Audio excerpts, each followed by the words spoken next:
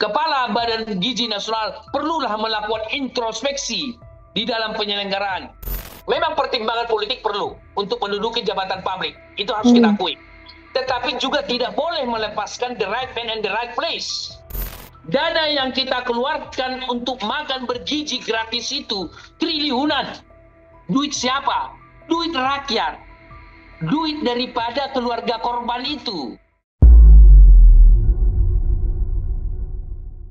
Tribuners, belakangan ini publik dihebohkan dengan maraknya kasus keracunan yang diduga kuat berkaitan dengan konsumsi produk makan bergizi gratis atau MBG yang menjadi salah satu program andalan dari pemerintah. Di tengah polemik ini muncul pertanyaan besar, apakah program semacam ini sekedar kesalahan distribusi, sementara banyak kesan yang membuat kasus MBG ini seolah dipolitisasi.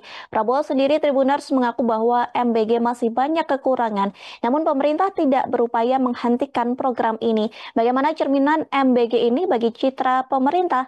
Hari ini saya Mariana Anda akan membahasnya di program Tribun News on Focus bersama narasumber kita hari ini, pengamat komunikasi politik, ada Bang Emrus Sihom. Kita sapa terlebih dahulu di sana. Bang Emrus, bagaimana kabarnya hari ini? Alhamdulillah sehat Mbak Maria, bagaimana teman-teman di studio, dan salam sehat buat Tribuners dimanapun berada. Alhamdulillah Bang Emrus sehat. Bang Emrus, langsung saja kita ke topik hari ini begitu ya. Saya mau minta pengantar dulu dari Bang Emrus terkait bagaimana kemudian Bang Emrus ini sebagai pengamat komunikasi politik begitu melihat maraknya kasus keracunan dari MBG yang harusnya ini justru menjadi program unggulan dari pemerintah. Baik, kita coba dari dua sisi ya.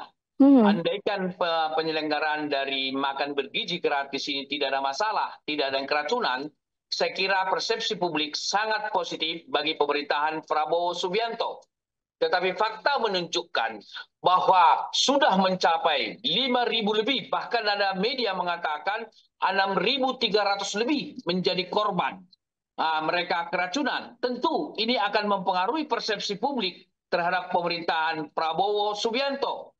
Tetapi harus kita akui bahwa Prabowo Subianto punya niat dan maksud baik dan tujuan mulia meningkatkan gizi anak-anak kita. Karena saya setuju apa yang dikatakan oleh Prabowo Subianto. Mereka itu coba bayangkan, mereka makan nasi dan hanya garam saja. Tentu asupan gizi sangat diperlukan. Nah, sebagai program unggulan, sebagai sesuatu hal yang dijanjikan oleh Prabowo di dalam campaign kemarin, seharusnya ini dilakukan dengan baik dan sangat terencana. Dan ini menyangkut adalah manusia dan kemanusiaan. Oleh karena itu harus zero accident. Tetapi apa yang terjadi? Sangat memilukan.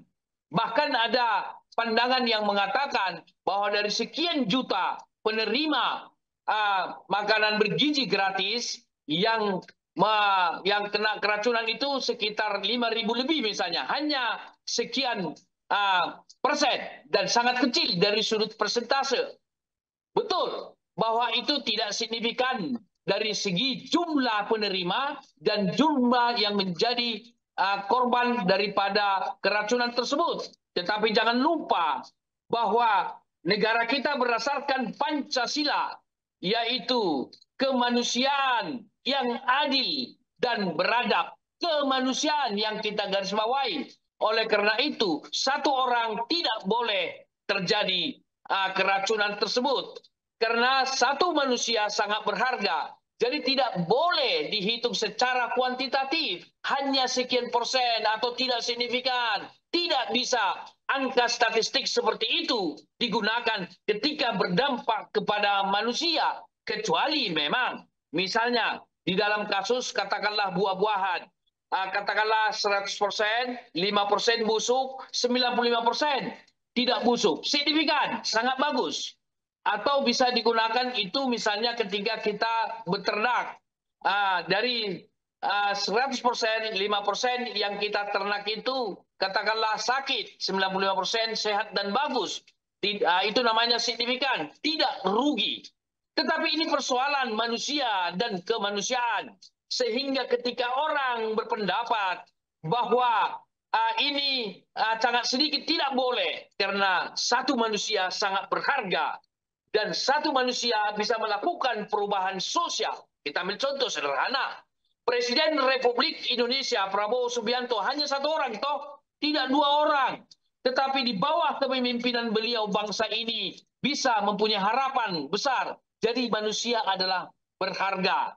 Tidak boleh dikuantifisir. Artinya mau saya katakan, manusia harus dilihat secara kualitatif. Satu manusia bisa melakukan perubahan sosial. Coba kita misalnya katakanlah penemu listrik Thomas Alva Edison, ya, coba dikonfirmasi. Kan bukankah itu melakukan perubahan? Temuan-temuan baru dilakukan oleh satu orang, misalnya di bidang kesehatan dan lain, dan perubahan. Jadi satu manusia sangat berharga. Oleh karena itulah kemarin pernah terjadi kesalahan atau keracunan. Jumlahnya memang tidak sebesar yang sekarang. Harusnya ini dilakukan oleh teman-teman Badan Gizi Nasional, melakukan suatu evaluasi, penilaian, dan dilakukan mampu telusur mengapa bisa terjadi seperti itu. Maka dilakukanlah perbaikan-perbaikan. Kemarin sudah terjadi sebelum ini. Oke, tetap kita tidak sependapat, satu orang nggak boleh korban. Tapi sudah terjadi. Ini kan bisa masukan yang sangat berharga yang harus dilakukan oleh Badan Gizi Nasional sehingga penyelenggara tidak terjadi sampai korban 5.000 lebih anak-anak kita. Hati ini pilu melihat itu. Saya tidak terbayang oleh saya. Mudah-mudahan video yang beredar tidak editan. Mereka susah bernapas. Andaikan itu saya, andaikan itu ibu, andaikan itu ketua atau kepala Badan Bergizi Nasional mengalami seperti itu, atau cucu saya atau cucunya Kepala Badan Bergizi Nasional, bagaimana perasaannya? Jadi harus kita empati melihatnya. Jadi saya terus terang mengatakan bahwa ini suatu peristiwa yang sangat luar biasa. Untuk itu saya pikir Bapak Presiden Prabowo Subianto sangat tepat mengatakan diperlu penguatan. Kan begitu? Penguatan tentang penyelenggaraan makan bergizi gratis tersebut. Penguatan suatu hal yang baik dilakukan. Demikian. Baik, meskipun begitu Bang Emrus, apakah hal ini secara langsung begitu merusak citra dari pemerintah dan justru program yang dibanggakan dari Prabowo ini justru menurunkan kepercayaan publik kepada pemerintah, Bang Emrus? Baik, sangat tergantung bagaimana menghandle masalah ini. Kalau dihandle dengan baik, artinya tidak ada suatu kejadian program atau apa tidak pernah mengalami suatu hal yang katakanlah kekurangan. Tapi bisakah ini menjadi suatu evaluasi tidak boleh terjadi lagi ke depan? Kalau penghandelannya sangat bagus, saya kira masyarakat akan mempunyai persepsi recovery daripada persepsi publik kepada pemerintahan Prabowo Subianto sebagai program unggulan. Oh, ternyata ditangani dengan baik begitu. Tetapi kalau ini masih terjadi, saya pastikan bahwa masyarakat akan menimbulkan persepsi kurang baik kepada pemerintahan Prabowo, terutama kepada Badan Gizi Nasional. Untuk itu saya pikir Kepala Badan Gizi Nasional perlulah melakukan introspeksi di dalam penyelenggaraan. Saya pastikan dengan terjadinya 5.000 lebih, saya melihat bahwa kepemimpinan daripada Kepala Badan Gizi Nasional itu lemah di bidang pengawasan. Bu, di Jepang hanya berbicara tentang arah angin, seharusnya arah angin ini ke sini, masyarakat protes, kok ke kami arah anginnya begitu, hanya salah ngomong saja. Maka dia mengundurkan diri ketika publik memberikan kritik. Kita harus punya tanggung jawab moral, kita harus berani bertanggung jawab atas perbuatan dan lain-lain sebagainya. Tidak ada salahnya Kepala Badan Gizi Nasional mengintrospeksi dirinya. Ya, kalau memang sudah tidak mampu, ya mundur saja. Tidak apa-apa. Mundur, saya kira suatu hal yang perlu kita budaya karena ini menyangkut nasib manusia. Baik, tapi kalau Bang Emrus sendiri nih melihat respons dari pemerintah terkait keracunan MBG ini bagaimana? Karena beberapa pihak menilai gitu ataupun menganggap pemerintah ini seolah santai begitu menghadapi insiden keracunan massal dari program makan bergizi gratis. Bahkan Presiden sendiri mengatakan tingkat kesalahan MBG ini tercatat hanya 0,00017% dari seluruh distribusi. Bagaimana Bang Emrus melihat hal ini? Saya kira Bapak Presiden akan menangani dengan baik. Saya ikuti di media. Beliau begitu tiba dari luar negeri memanggil semua menterinya kan, rapat di rumahnya, membicarakan salah satu yang dibicarakan tentang hal itu. Saya kira ini menjadi perhatian serius bagi Bapak Presiden. Karena bagi Bapak Presiden Prabowo, satu orang rakyat itu sangat berharga. Karena dia pernah mengatakan begini, satu orang musuh terlalu banyak, gitu ya. 1000 teman terlalu sedikit. Artinya bahwa bagaimana Pak Prabowo punya penilaian terhadap pendekatan kemanusiaan kepada masyarakat, kepada manusia dalam hal ini maksud saya. Jadi oleh karena itu penanganan saya kira akan dilakukan secara serius karena ini program unggulan. Bahkan ada berbagai media, berbagai orang di publik mengatakan hentikan. Saya, Ibu, termasuk di posisi yang mengatakan tidak harus dihentikan. Tetapi diperbaiki. Karena peningkatan gizi ini sesuatu yang sangat mulia. Nah, bisakah diperbaiki? Bisa, sederhana kalau mau, Bu.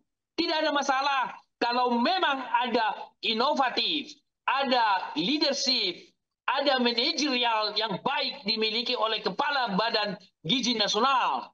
Jadi penanggung jawabnya ini adalah bukan secara operasional, bukanlah Bapak Presiden. Bapak Presiden punya niat, punya kemauan yang sangat mulia.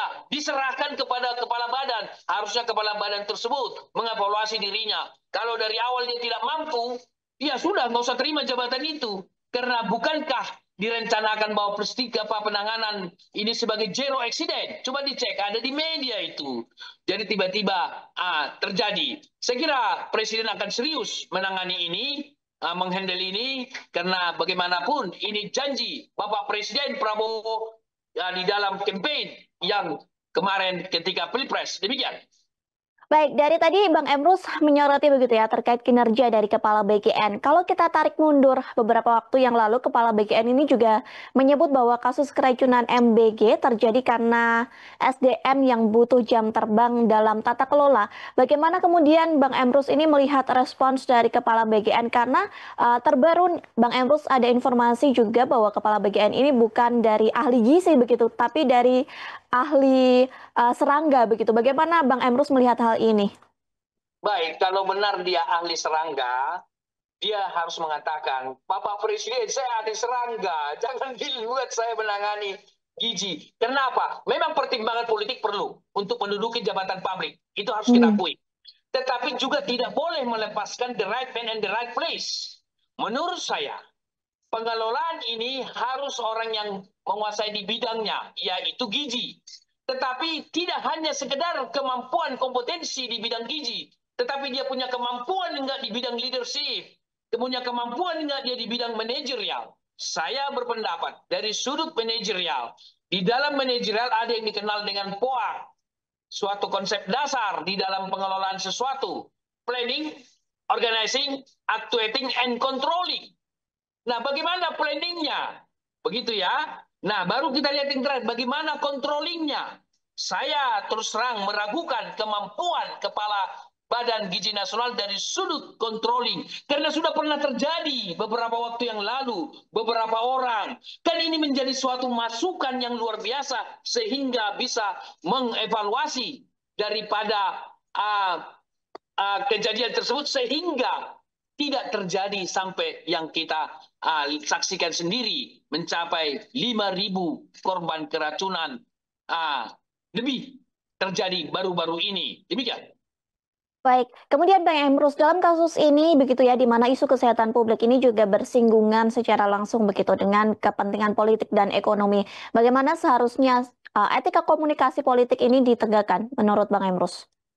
Baik, sederhana. Bagi pemerintah buka saja untuk mengatasi isu-isu miring, dipolitisasi, kan begitu. Pak Prabowo mengatakan jangan dipolitisasi, gitu ya. Atau persepsi publik bisa tidak produktif. Jalan satu-satunya bagi pemerintah membuka semua kejadian tersebut. Peristiwa, mengapa terjadi? Kemengapaannya menjadi suatu yang penting. Karena kalau tidak dijelaskan, masyarakat akan mempunyai persepsi yang liar. Jangan-jangan, kan begitu. Atau orang menduga bahwa bisa terjadi nggak berapa rupiah yang seharusnya per orang, berapa rupiah sampai ke dapur. Kan begitu. Dapur yang menyediakan. Lalu berapa rupiah untuk distribusi dan lain-lain sebagainya. Banyak persepsi liar. Untuk itu, untuk mengatasinya adalah keterbukaan. Buka saja bagaimana proses bahan bakunya, bagaimana proses produksinya di dapur-dapur MBG, bagaimana distribusinya. Kita ambil contoh, bisa nggak bahan bakunya itu dicek? Saya tadi malam membahas ini di salah satu media radio, media berita terkemuka di Indonesia. Pendengar ada yang mengatakan bahwa jangan-jangan ayamnya dugan. Nah, jadi liar kan? Adalah tiren, mati kemarin. Gitulah. Mereka menduga. Jadi supaya tidak terjadi persepsi yang liar semacam ini, pemerintah dalam hal ini adalah Badan Gizi Nasional, buka saja prosesnya. Jadi Bapak Prabowo Subianto sejatinya memerintahkan kepada Badan Gizi Nasional, buka semua kelebihannya, buka semua kelemahannya, supaya publik bisa trust. Tentu dengan dibukanya kelemahan-kelemahan tersebut. Misalnya bisa saja ada penyunatan biaya, misalnya ya, per orang harus misalnya sekian ribu atau 15.000, yang sampai jadi sekian, baru bagaimana proses bahan baku, sehingga publik mengetahui. Mohon maaf Ibu, dana yang kita keluarkan untuk makan bergizi gratis itu triliunan. Duit siapa? Duit rakyat. Duit daripada keluarga korban itu. Itu duit kita, maka saya terus terang dan di publik sudah harusnya dirubah, bukan makan bergizi gratis. Kalau gratis kan seolah-olah diberikan begitu tanpa ada biaya. Itu dana duit dari kantong, dari biaya, dari ibu, dari saya, dari keluarga yang memakan makanan bergizi gratis itu dengan pajak kita. Oleh karena itu ada pandangan, ya kita rubah saja lah. Makan bergizi nasional, bukan gratis gitu, karena kita bayar kan itu. Nah untuk itu saya pikir sebagaimana pertanyaan Ibu tadi, buka kejadian itu. Tentu di sisi lain dibuka juga proses keberhasilan, karena kan ada dapur-dapur yang berhasil. Saya kira keterbukaan semacam itu hal yang baik sehingga persepsi publik tidak muncul liar. Demikian. Baik, tadi Bang Emrus mengatakan begitu ya, bahwa pentingnya untuk transparansi dan keterbukaan. Betul. Tapi Bang Emrus, akhir-akhir ini bahkan baru hangat begitu ya menjadi pemberitaan di media soal kasus wartawan yang ID pers istananya ini dicabut gara-gara menanyakan masalah keracunan MBG ke Presiden Prabowo Subianto. Meskipun Biro Pers dari Istana sudah meminta maaf dan mengembalikan ID pers tersebut. Tapi bagaimana Bang Emrus melihat kasus ini? Baik, kita pisah dua persoalan. Persoalan mencabut identiti ini adalah tindakan melanggar daripada kebebasan pers kita. Itu hak daripada pers. Wartawan Ibu jangan lihat sebagai pribadi. Dia adalah mata, hidung, telinga masyarakat. Begitu. Mereka bekerja untuk masyarakat. Kalau dicabut, bagaimana dia bekerja? Dan yang dilakukan dia tidak kriminal. Gitu ya. Dia menanya hak rakyat, mohon maaf, hak rakyat melalui jurnalis bertanya. Jadi kalau misalnya dikatakan, oh di luar konteks, di luar tema, kan ada masalah. Wartawan itu saya termasuk adalah dosen jurnalistik. Selalu saya ajarkan kepada mahasiswa saya bahwa Anda harus bertanya sesuatu yang isu yang aktual di rakyat. Jadi tidak boleh tergiring daripada agenda si narasumber, tetapi sempatkan kesempatan itu untuk mewakili rakyat untuk bertanya. Bukankah wajar ditanya tentang penanganan MBG di tengah ribuan yang keracunan? Saya termasuk yang mengkritik ini. Untungnya ada kesadaran baru bagi istana, sudah dikembalikan. Kita apresiasi. Pencabutan kemarin identitinya itu suatu hal yang sangat tidak bagus, yang sangat kita kritik.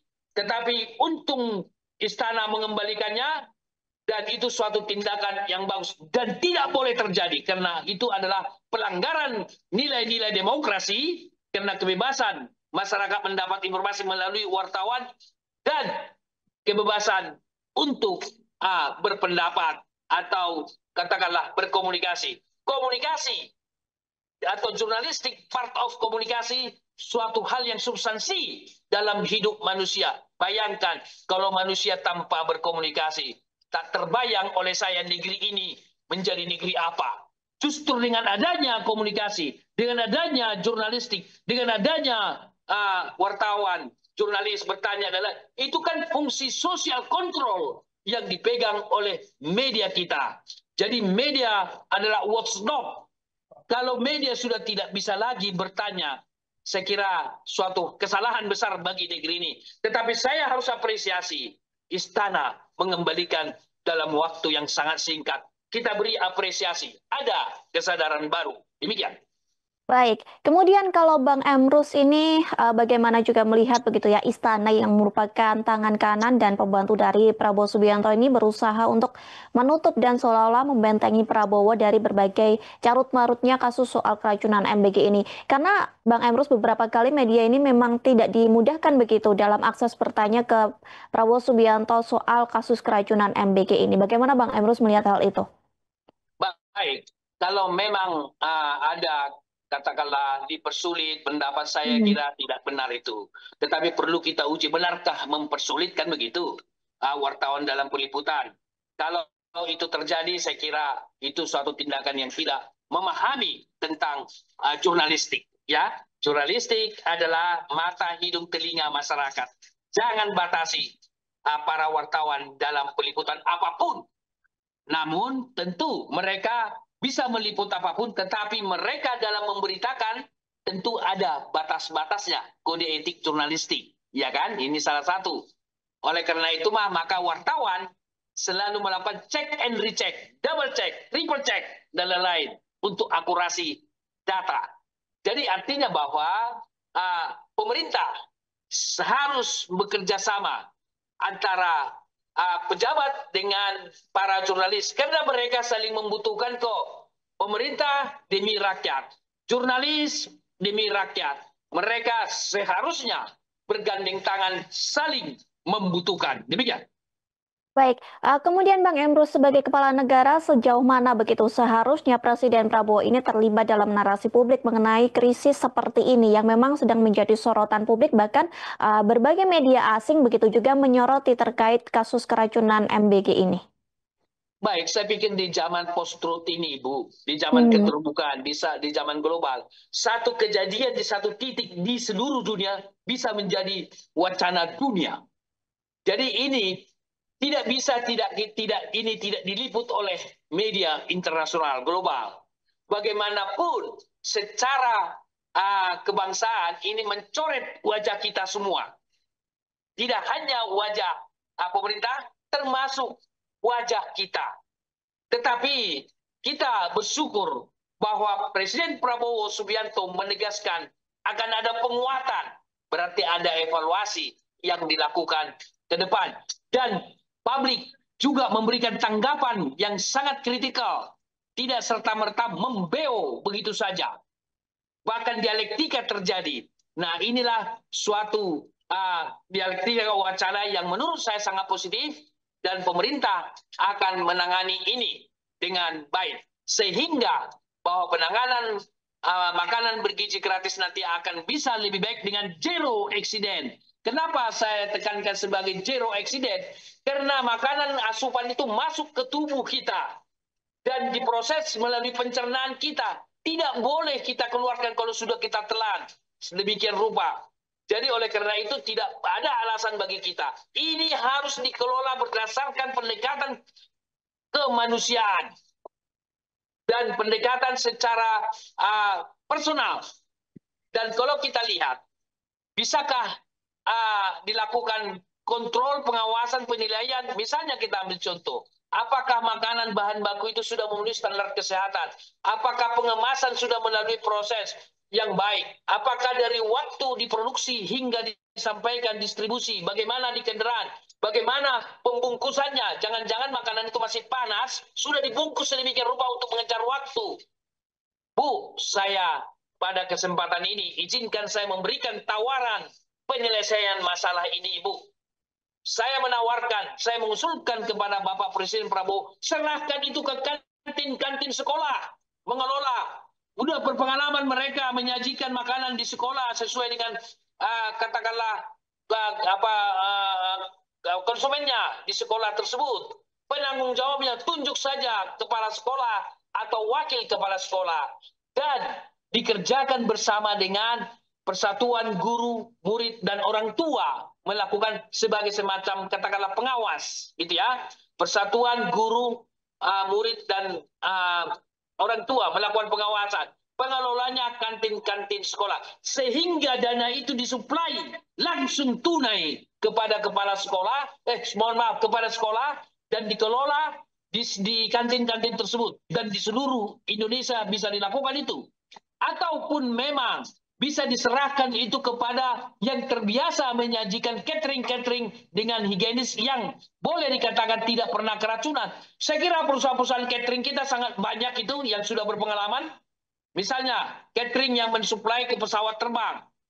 Soal quality, harga soal kedua. Artinya bisa nggak dilakukan itu? Bagaimana penyajian tanpa keracunan? Atau Ibu, baru Sabtu kemarin saya ikut acara adat Batak, pernikahan adat Batak, ribuan yang datang, tetap dikemas kok dengan baik. Kita makan nggak ada keracunan itu. Nah, saya menduga, jangan-jangan dapur ini belum punya pengalaman, sebagaimana juga diakui oleh kepala badan tadi. Artinya bahwa perlu dilakukan orang-orang yang baru di situ. Saya terus terang mengatakan, karena ini menyangkut soal makanan yang masuk ke mulut kita, ke pencernaan kita, tidak boleh dieksperimentalkan. Uji coba. Nah, untuk itu saya kira saya ikuti media. Kenapa tidak dilakukan dulu moratorium? Saya kira mungkin sudah dilakukan kali ya, dihentikan dulu, dievaluasi. Dan setelah dievaluasi, lakukan pilot project. Misalnya 1 sekolah atau 2 sekolah, gitu ya penanganannya. Dari situ dievaluasi lagi, sehingga kalau sudah memang bagus, baru dibuat pemodelan. Atas dasar pemodelan itulah berlaku secara nasional. Tetapi saya tetap berpendapat bahwa jangan hentikan. Tetap lanjutkan. Tetapi dengan perbaikan yang sangat signifikan, dan orang yang paling bertanggung jawab adalah Kepala Badan Gizi Nasional. Dia harus maju ke permukaan mengatakan, saya akan bertanggung jawab, saya akan perbaiki ke depan.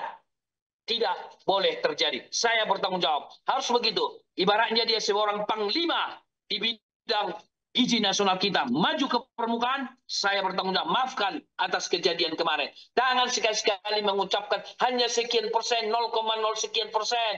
Tidak signifikan, tidak bisa begitu. Ini soal nyawa, soal manusia. Tidak bisa begitu. Lebih baik minta maaf daripada mempersoalkan angka untuk pembenaran daripada kejadian tersebut. Beda kalau kasusnya adalah buah-buahan. Seperti saya sebut tadi ya. Dari 100, 5 busuk, 5%, 95% bagus. Boleh. Untuk buah-buahan, untuk ternak atau non-manusia. Non-manusia dalam arti asupan ke dalam. Bisa nggak kita katakan misalnya, bisa juga untuk manusia, tapi tidak menyangkut makanan. Bahwa murid SD kelas 6, 95% diterima di SMP yang bermutu, 5% tidak signifikan. Wah, pendidikan itu mutu. Atau katakanlah kelas 3 SMA tertentu di Jakarta masuk ke UI 95%. Wah, itu boleh pemakaian angka. Tetapi menyangkut kesehatan, harus zero accident. Demikian. Baik, terima kasih Bang Emrus atas waktu dan kesempatannya. Kita sama-sama berharap begitu ya agar pemerintah benar-benar turun tangan sehingga tidak ada lagi kasus keracunan massal akibat program MBG ini. Sekali lagi terima kasih Bang Emrus. Semoga kita bisa berbincang di lain kesempatan. Baik, terima kasih Bu Maria. Salam teman-teman di studio dan salam sehat buat seluruh pendengar Tribuners dimanapun berada.